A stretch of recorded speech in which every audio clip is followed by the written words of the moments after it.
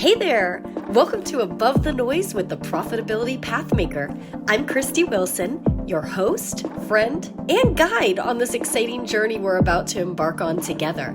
If you've got big dreams of scaling your business, innovating like a pro, and creating a personal brand that sticks, well, you're in exactly the right place. As someone who's navigated the highs and lows of business growth, I'm here to share not just my insights, but also wisdom from the forefront of entrepreneurship and innovation. From the essentials of starting small to the complexities of venture capital, tech advancements, and the art of personal branding, we're diving deep into what it really takes to stand out and succeed in today's fast-paced world. This podcast is for the bold and the ambitious, from startup founders to C-level executives looking to elevate their business. So join us as we explore actionable strategies, practical tips, and real-world success stories designed to inspire and empower you. So grab your favorite cup of coffee and let's cut through the noise together. It's time to make your business not just seen, but truly memorable. Are you ready to dive in? Let's go. Welcome back to Above the Noise with Josh and Christy. And today we're going to be talking about how to know when it's time to hire, when it is time to hire, what are the steps that are involved in hiring, and some of the key tips that are important to have when you're moving forward to when you're ready to scale your business. We get this question a lot, and I actually, many years ago in the corporate world, I used to run talent acquisition groups and develop strategies. So I was able to translate a lot of that experience over into our business. And it is a little bit different for small businesses than it is for larger corporations. So I actually have experience from both. So I am here to share that today along with Josh, who has stood by my side and for better or worse on the hires, has supported that process. I may have the record for worst hire. I don't know about that. I've hired many, many people, hundreds of people, thousands. I think Lily would disagree with this. Why don't you kick it off? We'll have some outline questions. And these are questions that we get a lot from you guys and from social media and from other small business owners that we talk to when we go in. When I'm coaching in a coaching session, these questions that you're about to hear are questions that I hear a lot in the sessions. So why don't you kick it off? So the question we probably get the most is, how do I know when it's time to hire? And whether that is the first person we're going to hire or, the second or third or fourth, when is it time to hire another person? But generally speaking, when is it time to hire? Yeah. And as a small business or as a small business owner, this is, I agree, the biggest hiring question I get. How do I know when? So the answer there is a little bit of a balancing act. I know a lot of people will tell you to just look at when you're too deep in the day-to-day and you're working in the business instead of on the business. It's time, right? Because you should be steering the ship, not rowing. And so they will tell you, that's it. Go ahead, hire, and, have them take that off your plate. And that is good advice. That's sound advice. However, I always coach my clients that it's not just when you're too deep in, it is also if your business is financially stable enough to support that hire. So it's a two-part process. Regardless of what advice you get from any expert out there, if you're not able to financially sustain it, it's not time to hire. Now, that's where the balancing act comes in. The exception to that rule is if by making that hire, it frees you up to now increase the revenue and be able to generate the income, or that hire generates the income that's going to sustain them, that's where it's an exception to the rule. But you need to be able to financially sustain it.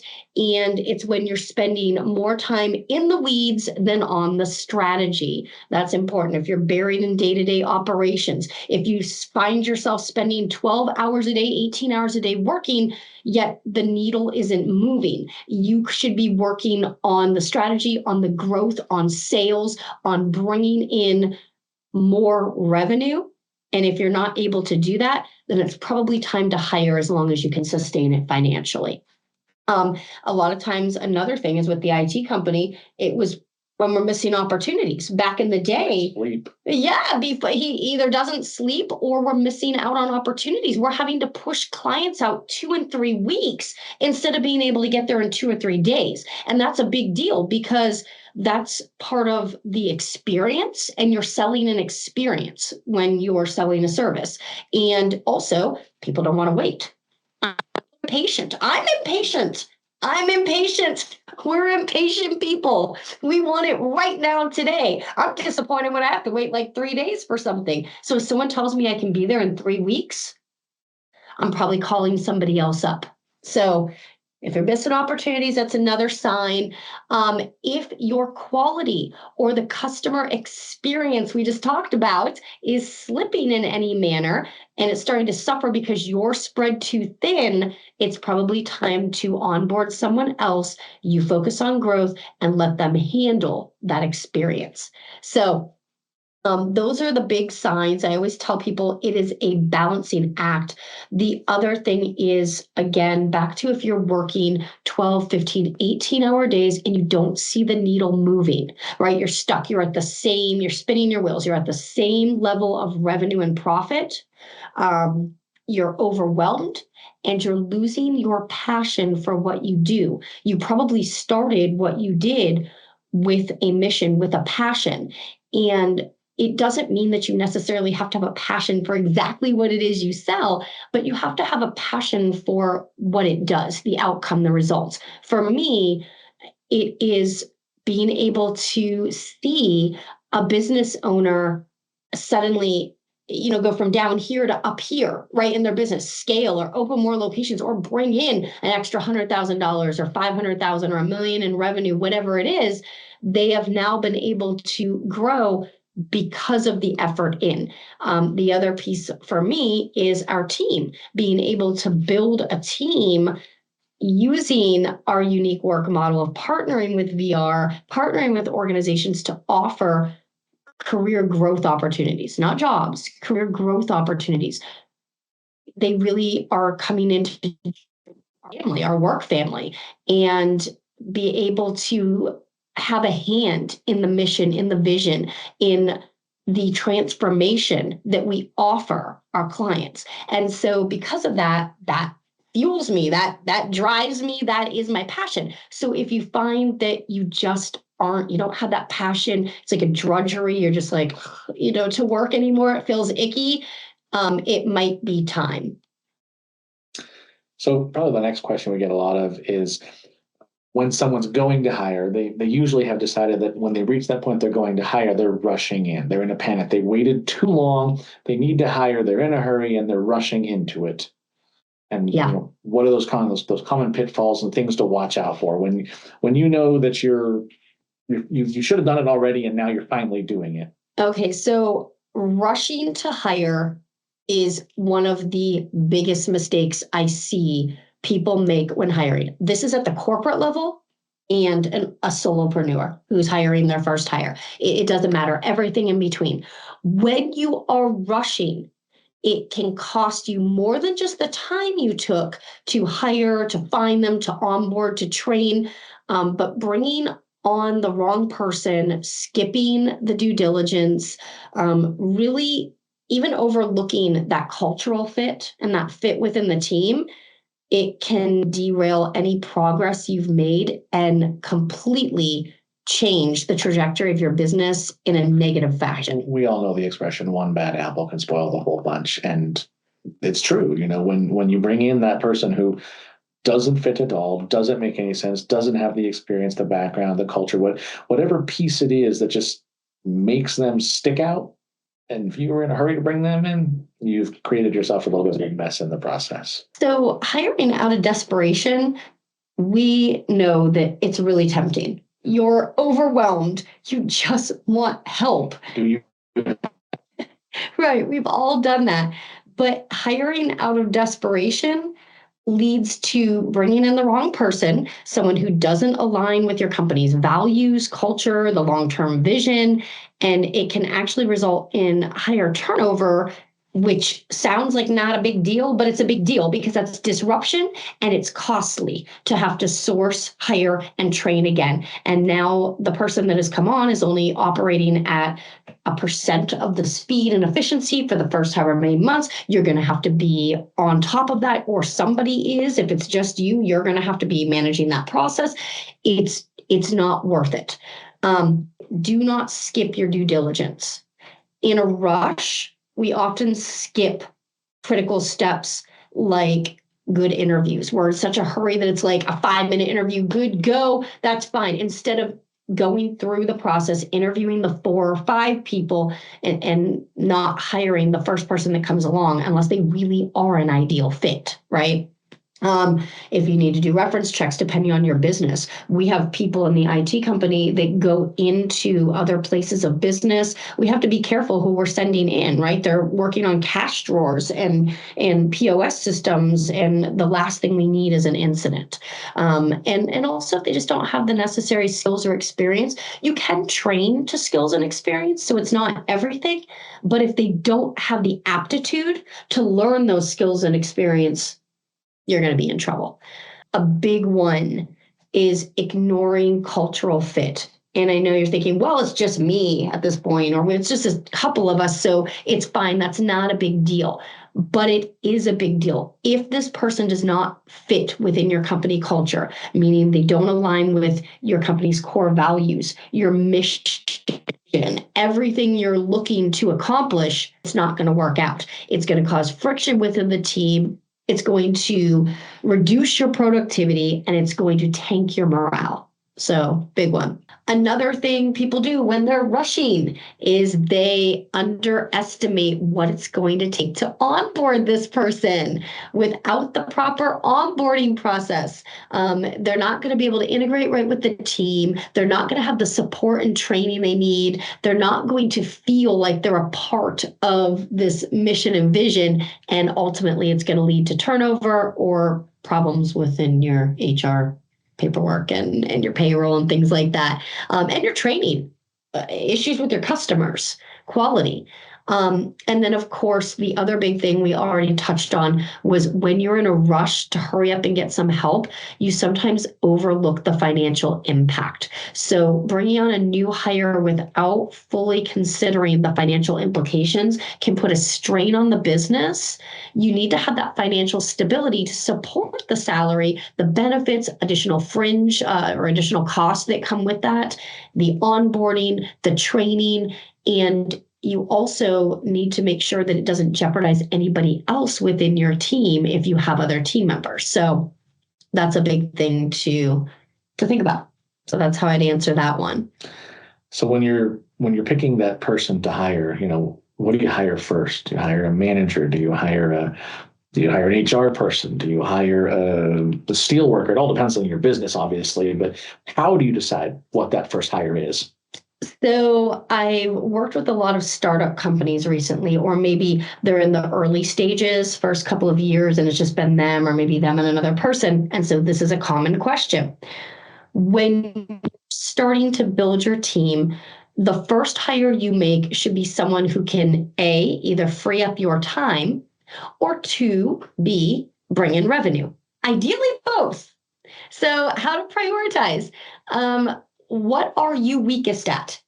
Christy is always feeling frustration when it comes to anything design, art, creative. If it's not business strategy, if it's not the overall goals and the vision and really working through the steps to get there, I get frustrated. Anything, I can't draw a stick person. Okay, it's true. I seriously can't even draw a stick person. So if I have to design something, I'm in Canva and I am like cussing out anyone who's come into the room. I'm in 4 hours to do a task that literally took somebody 10 minutes or less. So when you can identify what you're not strongest at, and what drains your energy, then you can hire someone to do those specific tasks, right? Somebody who's good at doing that. And that frees your time up to put the effort and the energy and the time into what moves the needle, what brings in more revenue, what increases your profit margin, right? What gives your clients that experience they're looking for. Revenue generating roles. So you want to consider hiring for roles that directly contribute to your bottom line. Could be a salesperson. They're going to bring in sales that cover their salary. Could be a marketing expert. They're going to remember your marketing is your magnet. It pulls in your ideal customer. Your sales is the person doing the handshake. They're closing that deal. They're offering the opportunity, the results, and they're actually onboarding them. So either of those roles contributes to an increase in revenue and hopefully profits if you priced your products or services correctly. So that might be something there that is revenue generating. The other thing to think about when you're hiring your first or your early team members is to think long term. Don't just hire for that immediate need. I know it's a temptation to just rush and we'll cover these 10 things, but really look at the overall strategy, your vision, and where you want to go, and make sure that wherever your business is heading, the roles are going to fit within that growth, right? This should be your first hire, and your first handful of hires really should be foundational. It should be the foundation that sets the stage for all of the future expansion. You want a team that is smarter than you. That's my tip for you. Smarter than you, or I should say smarter than you, is stronger than you are at tasks that you're not strong at, your weaknesses. You want a team that complements your skills. You want a team that supports the vision. They're a part of it. They want to put a hand in it and actually, achieve that vision. And you want someone who drives your business forward. They're concerned about driving you and your clients' business forward. Okay, so you talked earlier about cultural fit and the importance of cultural fit, and don't downplay that, but we all know that it's actually more important to hire for skills, right? No. So false. This is another big one I get. I don't know who to hire. I had someone come to me just recently and they say, Christy, can you look at these 2 video interviews and tell me this person seems to have everything on the resume that I asked for, and this person has, 2/3 of it, but they have but I want you to watch you because they handle the questions a lot differently. So upon reviewing both interviews, I found that the one with all of the skills probably does have that, but they weren't as much of a fit with this individual. This individual is somebody who's stressed out easily, and they are kind of like high strung like me. And this person in the interview with all the skills was extremely laid back. They're in the chair, their feet are up literally on an ottoman as they're doing this interview, which I would not recommend, but just saying. But anyhow, they're literally talking like My feet are not on the ottoman. It's so slow, and it's like, and I'm feeling like she's going to get stressed immediately with this pace. She is fast-paced. They have to be able to keep up. This person's very laid back. And while you might be able to balance that to have the chill to the hyper, in this case, I felt like this was going to be a person moving at their own pace. The other person that had 2/3 of the skills, you can train for skills, but they were fast-paced like her. They were super excited about, moving forward, getting it done. And they were a go-getter. They were somebody who was going to be able to keep up with her and balance out, but still organize. So basically it boils down to, when it comes to hiring, the cultural fit, or just the fit within your team, your organization, aligning that piece is more important, in my opinion, than skills. Skills can be taught now. There are certain professions. If you're hiring a doctor, please don't go on cultural fit over skill, something like that. A surgeon, there are certain professions wherein there's licensing and skill sets that are absolutely required.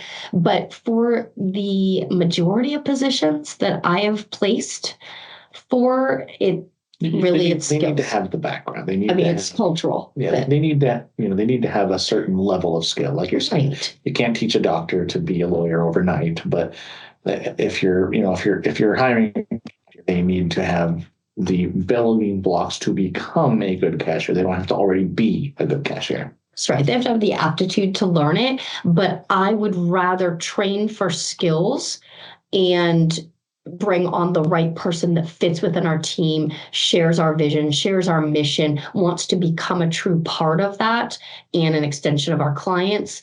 It really, that's what drives long-term success. And I've been really fortunate in not only corporate positions, but in our own organizations, our service-based organizations, to be able to attain less than a 1% attrition rate.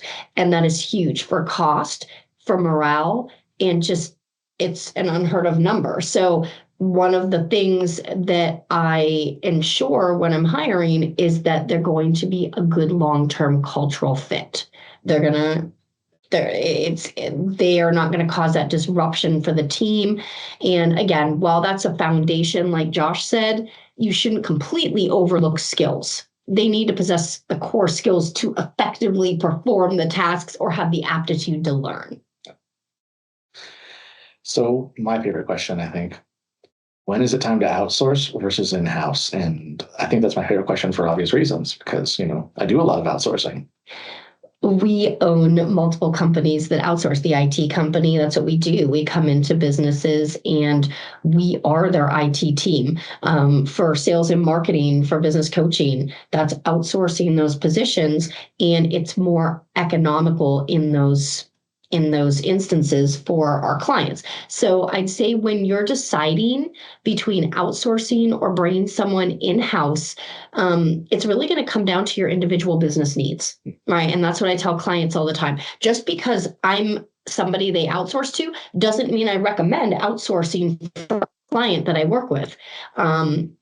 If I've actually helped people who one of my largest clients, who's still a client, by the way, but formerly they had in-house, they outsourced to us.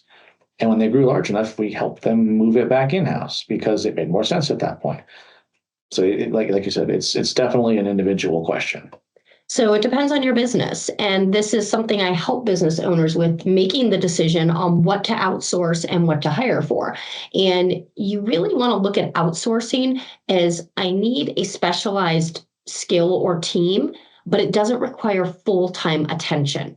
Now, our IT company, if you need a full-time help desk or something, we can actually do that piece full-time, and it's oftentimes cheaper than bringing in-house. That's the other piece you look at is what's the cost? It's your cost. It's your cost and your skill ratio. If you're looking to outsource something and it's not going to cost you much money, that might be a very obvious answer.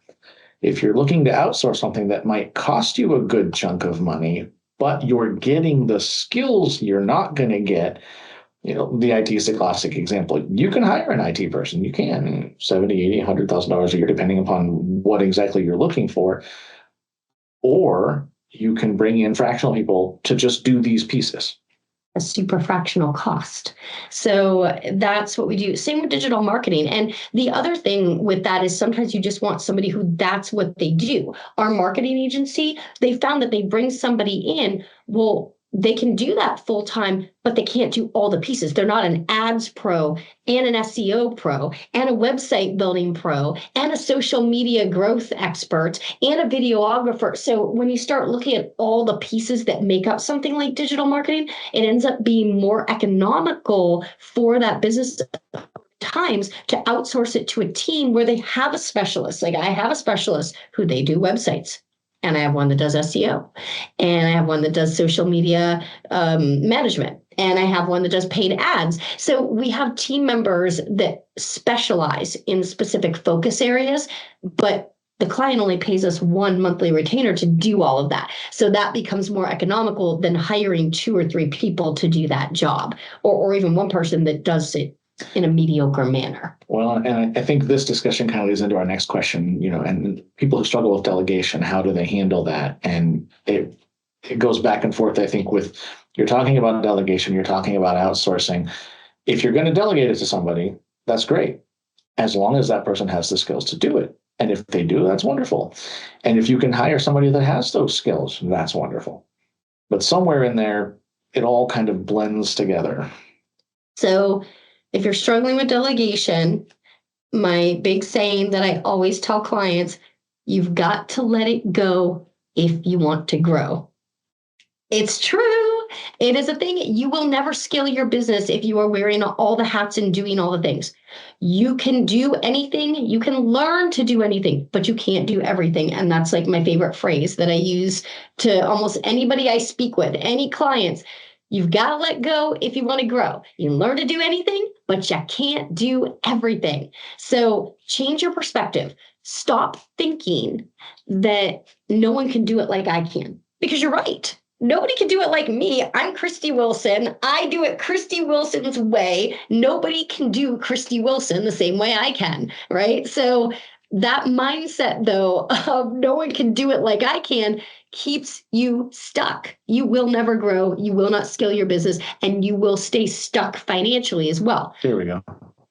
I can do anything, but I can't do everything. So true. Someone's texting me. And delegation isn't losing control, and you need to shift your mindset. It's multiplying your impact. So when you delegate, you don't want to just hand things off. That's not what delegation is. You want to provide an opportunity, to empower the team members that are strongest at that. You want to provide them with your trust. You want to hand over your trust, and that empowers them. And guess what that does? That gives them more confidence, more motivation to do it, and they take ownership. You're allowing them an opportunity to grow. So it's important to remember that. You're empowering your team to do things to free yourself up to focus on that big picture, which is growth and increased income, revenue, profits, all of the above. So focus on what can only you do in your business, right? Because your time is very important as well. Time is the one resource you can't make more of. You can make more money. You can make more of pretty much anything except time. You can't get it back once it's spent. So if it's not something that requires your unique touch, delegate. Automate and delegate. My other 2 favorite rhyming words. Trust me, your business will thank you for it. Trust your team. If you are hesitating, it may be a trust issue. It might not even be the piece of, well, they don't do it like me. It might be, I don't trust them to do it good enough. Invest in your team. Give them the tools, give them the training that they need, and then step back and allow them the opportunity to shine. Allow them, that's what a leader does. They they provide the support, they provide the inspiration and the motivation, and then they let them shine. I mean, that's what you do. It's part of your mission. They're capable. Remember, I hired them, I trained them, or whoever trained them. They are capable. And start small. You have to hand over, everything on day one. Start with a task and build from there, right? Just like you do with your kids. And the other big thing, forget perfection. Perfection is another bottleneck in businesses. It is a killer of growth. Perfectionism is your enemy in business. First of all, nothing will ever be the perfect moment, the perfect way to do it, the perfect anything, even if it's you doing it. Even if it's me doing it and it's Christy Wilson's way, it's not perfect. And so that's okay. What matters is the end result, the outcome. Did you get the client the transformation? Yep, they didn't take this exact step that you would have, but they still delivered the results. Set a clear expectation and then let your team run with it. So at the end of the day, you have to remember in business, your job is not to do everything. It's to lead, inspire, and motivate your team. It's to build an amazing team that builds your amazing business, right? Well, and the good news is if you've been delegating, you can actually avoid probably the biggest problem we're going to talk about. And that's your classic burnout scenario. If you've built your team up and you've forced yourself to learn to delegate, even if, that's a little scary for you, that's probably the biggest way you can help yourself prevent burnout. That's right. That's another big question I get. What is a big lesson you've learned about burnout along the way? It's to protect your time like it's a valuable asset you have, because guess what it is? It is. You can't get it back. So set your boundaries the way you need to. Delegate and let go. Automate and delegate. You have a team now, or you have an individual on your team. Use them. Delegate the details so you can focus on the big picture, that dream, that vision that you have. Trust your people to take care of the day-to-day so that you're not burning yourself out. And stay true to your mission. Burnout oftentimes creeps in when you're off course, right? So keep your work aligned with your purpose, and that will help to fuel you. Remind yourself of your why. Put it up on a sticky note, videotape yourself, and remind yourself, and put up transformational results. Put up client testimonials hang them up and read them every so often, and remind yourself of what you're doing. What's the outcome, right? And the other thing is really play the long game. Building something really amazing, it's not a sprint, it's instead a marathon. So pace yourself. Take it. It doesn't all have to be done overnight. We live in such a fast-paced world that everybody's like, oh, if you didn't do this $10 trillion launch in 5 days or less, that's it. You didn't follow the steps, rush to the finish line. I'm not saying take your time and miss opportunities, but ask yourself, is this really what I want? Or is it what society tells me I want? Is this what I'm supposed to want as a business owner? What have you done? And does that line up with where you're happy? No, I think that's a good transition to our next thought here, which is, people they grow up so scared of burnout. They're told, burnout. And I think there are a lot of things that people think are going to lead to burnout. They're wrong. Burnout's not unavoidable. Right. And there's a lot of really big myths out there about scaling a business and it contributing to burnout. That's, like Josh said, that's exactly what we hear. And some of the ways to avoid it, some of the big myths are we have to do it all ourselves. We're a business owner. We have to do it all ourselves. You don't have to do it all yourself. You don't have to be involved in every detail. You don't have to be down in the trenches running the operations while trying to grow your business. That's a recipe for burnout, failure, and stagnation. So don't get caught up in that. Also, growth doesn't have to be complicated. A lot of people think that scaling means adding all these layers of complexity. You have to have all these new tools and you've got to, layer on. It's got to be super complex and we've got to do all this. Really cutting out some of that distraction, streamlining your processes, and focusing on what you have and can you use it to move the needle. You don't always need the shiny new tool. You don't always need a more complex process. Sometimes you need a more simplistic process to get to the end result. So complexity adds stress, and we definitely don't need any more stress. So the other thing is bigger isn't always better. We are taught to think that scaling is all about getting bigger, more clients, more revenue, more everything. Smart scaling is ensuring you're growing in the right ways, increasing your profitability before you're bringing on more clients. What are you doing internally? And sometimes it's time to stop growing and clean up internally. Improve efficiency. Your processes, improve your efficiency. There was a time in the IT company before we had a help desk system, a ticketing system, and we were using calendar invites and other methods of keeping track of things. And we actually stopped for like a good 6-9 months. We just simply, we're not taking on new clients. Got to kind of grow these internal systems and be ready for that. And we did. And now we're able to scale even bigger, faster. So it's really about building something that's sustainable and manageable, because if it's not, it's all going to implode anyhow, and you're going to lose the whole business. So another big myth is believing that you can scale a business without making any changes. Why this has always worked. Most dangerous words. We've always done it this way. Always done it this way. No, you need to constantly be refining things. You need to be reviewing your processes, your tools, your systems. Do you need them? Are they the most effective way of doing things, most effective process? Is it bringing results? You need to shift your mindset to think, I constantly need to be reviewing and assessing and then redefining things if needed.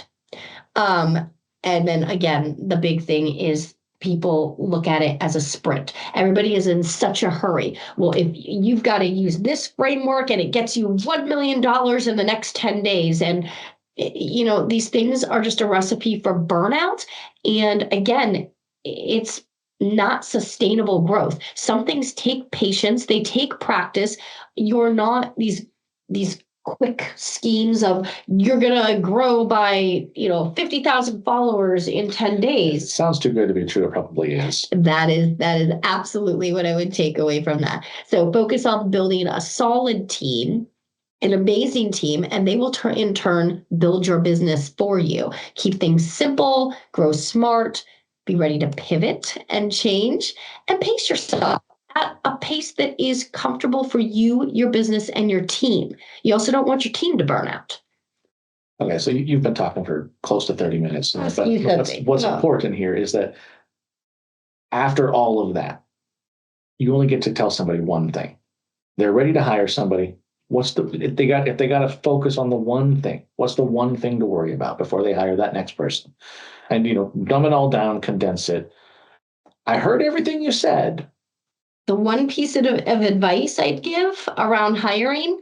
So when you're making a decision of whether to hire and who to hire, you want to ask yourself the question of, number one, what's the cost of the hire versus what's the cost of not hiring? What is it going to cost you in missed sales opportunities, growth, revenue that you're not going to be growing like this? You're going to be stagnant. And so you missed out on this. So you're not here to be able to scale again. So really, I tell business owners all the time, I understand the cost, but if you can financially sustain it within your business, what's the cost of not hiring? So that's the important thing. You're missing out on growth and opportunities. Your time, again, is your most valuable asset. If you're stuck doing tasks that do not move the needle within your business, do not help you to grow, then you're not using your time wisely. So don't let fear prevent you from taking the leap. Again, as long as you're financially able to sustain it. Growth always requires taking calculated risks. It is what it is. The right hire isn't an expense. You want to think of it mindset-wise as an investment in your business's future. The right hire can truly transform your entire business, bring new ideas, fresh perspective, and additional skills and help you scale. So that's that. We're going to cover part 2 in the next episode, and we will talk a little more about common questions we get around hiring. We'll see you next time. And that wraps up another empowering episode of Above the Noise with the Profitability Pathmaker. I'm Christy Wilson, and it's been an absolute pleasure to share this time with you. I hope today's journey has armed you with valuable insights and strategies to propel your business and personal brand to the next level. Remember, every setback is just a setup for a comeback. So keep pushing, keep dreaming, and never be afraid to be a little loud about your goals. We've got a whole world to impress, and I can't wait to see where your journey takes you next. Until next time, keep making waves and rising above the noise. Cheers to your success, and I'll see you on the next episode.